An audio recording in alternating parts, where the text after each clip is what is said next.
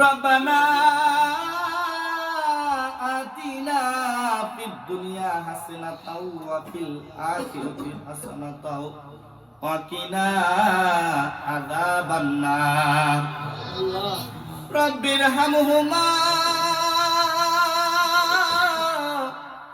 কামা রাব্বায়ানি সগীরা। রব্বিরহামহুমা কামা রাব্বায়ানি সগীরা। আকুর রব্বিরহামহুমা কামা রাব্বায়ানি সগীরা। ও আসমানের মালিক,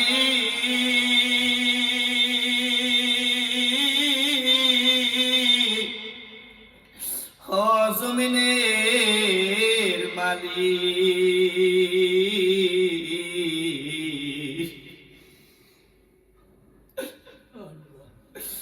ও আসমানের মালিক, তোমার মাগফিরাতের দরবারে, নাজাতের দরবারে দুটি হাত তুলেছি আল্লাহ।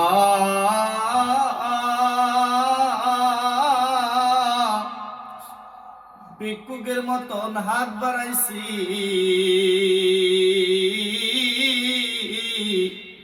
কাঙ্গালের মতন হাত বাড়াইছি মালিক। হায় আল্লাহ, দয়া করে মায়া করে আমাদের জিন্দেগীর গুনাহগুলো মাফ করে দেন ও মালিক,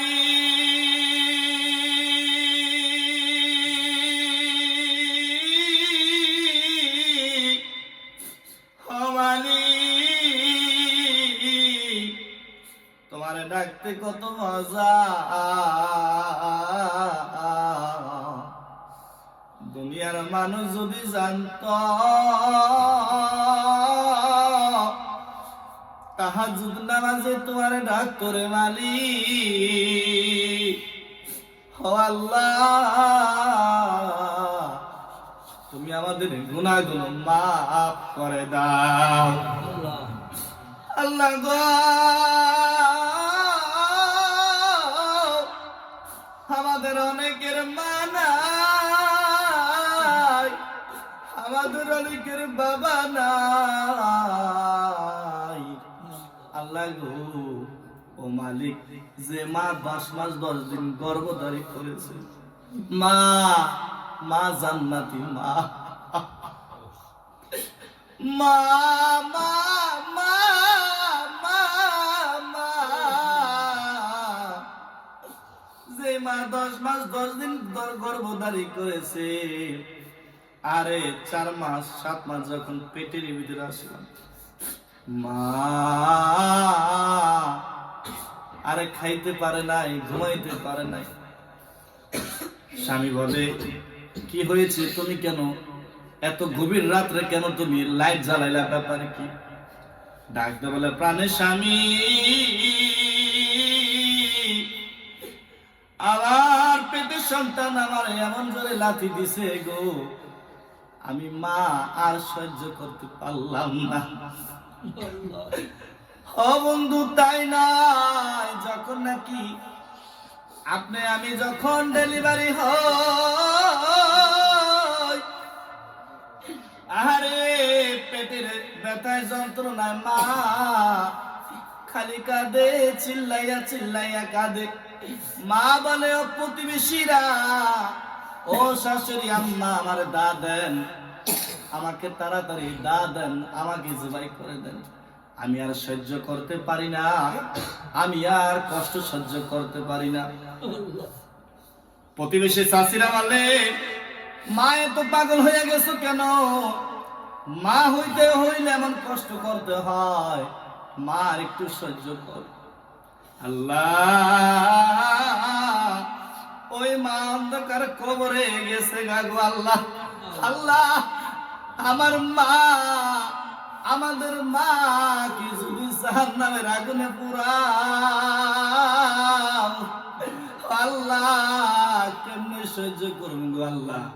আল্লাহ দয়া করে মায়া করিয়া আমাদের সকলের হাতগুলো কবুল করিয়া ওই মার জিন্দেগীর গুনাহগুলো মাফ করে দাও। ও মালিক,